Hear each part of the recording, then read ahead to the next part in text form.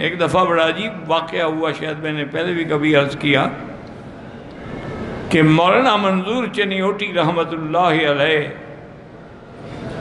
بڑے مجاہد تھے، مناظر تھے، ساری زندگی انہوں نے ختم نبوت کی حفاظت کی اور ان کے دشمنوں سے ہمیشہ مناظرے کیے، مجادلے کیے، مباہلے بھی کیے۔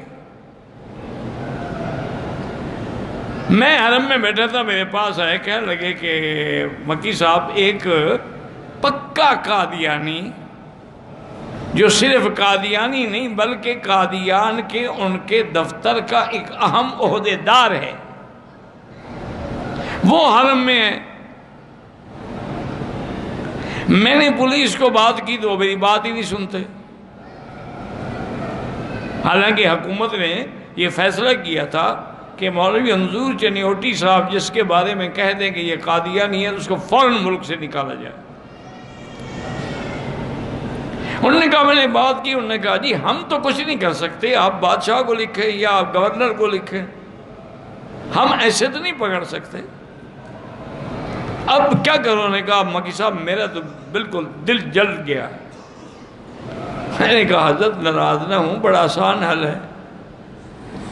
وہ کہہ رہے کہ کیا حل ہے؟ میں نے کہا آپ ایسا کریں کہ جہاں وہ حرم میں کھڑا ہونے جا کے اس کو 2-3 تھپڑ ماریں، وہ بھی آپ کو مارنے کی کوشش کرے گا، ہم بھی ساتھ آ جائیں گے، 2-3 طالب اور بھی ہوں گے، ہم اس کو پکڑ لیں گے اگر آپ سے وہ غالب آنے لگا تو جب یہ لڑائی ہوگی تو پولیس پکڑ لے گی نا دونوں کو۔ انہوں نے کہا یہ تو میرے لیے کوئی مشکل مسئلہ نہیں۔ خیر ہم چلے گئے، جاتے ہی ایک مولانا تو جس جوش میں تھے نا، تو اس نے بھی مقابلہ کرنے کی کوشش کی، ہمارے ساتھی نے پکڑ لیا، اس لیے میں پولیس آ گئی، انہوں نے بھی پکڑ لیا۔ انہوں نے کہا کیا بات ہے، اللہ کے حرم میں مقام ابراہیم پہ لڑائی کر رہے ہو؟ بہرحال وہ اس کو پکڑ کے شرطۂ حرم کا جو دفتر تھا نا وہاں لے گئے، میں بھی ساتھ چلا گیا، مولوی صاحب بھی چلے گئے۔ ان کے جو بڑے تھے، رائد تھے، مدیر تھے، وہ بیٹھے، انہوں نے کہا بھی کیا بات ہے؟ میں نے کہا جی مولوی صاحب نے بتلایا ہے، میں تو نہیں جانتا، سچی بات ہے، ان کے علاقے کا مسئلہ ہے کہ یہ شخص جو ہے قادیانی ہے، کافر ہے، یہ حرم میں کیسے داخل ہو گیا؟ حالانکہ قادیانیوں کا تو داخلہ بند ہے۔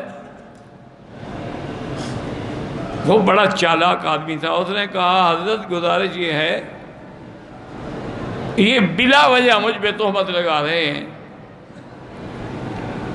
حضور پاک صلی اللہ علیہ وسلم کی حدیث ہے، من صلی صلاتنا واستقبل قبلتنا واکل ذبیحتنا فہو منا۔ یہ حدیث ہے، انہوں نے کہا حدیث ہے۔ انہوں نے کہا دیکھیں میں نماز پڑھ رہا تھا، قبلے کی طرف میرا رخ تھا، آپ کا ذبیحہ کوئی ہو تو منگا کے دیں، میں کھاتا ہوں، پھر میں کیسے کافر ہو گیا کہ میرے ساتھ لڑنے کے لیے آ گئے؟ اب وہ پولیس افسر بھی چکر میں آ گیا، انہوں نے کہا بھی مولوی صاحبان یہ کیا بات ہے؟ اب وہ تو بیچارہ حدیث پڑھ رہا ہے، گلے میں اس نے قرآن شریف کی حمائل لٹکائی ہوئی ہے۔ ہم نے کہا حضرت آپ ان کے باتوں کو نہیں جانتے، یہ مولوی صاحب جانتے ہیں۔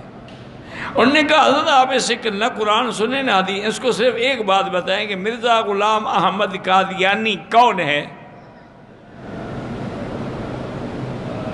کیا تم مرزا غلام احمد قادیانی کو کافر کہتے ہو؟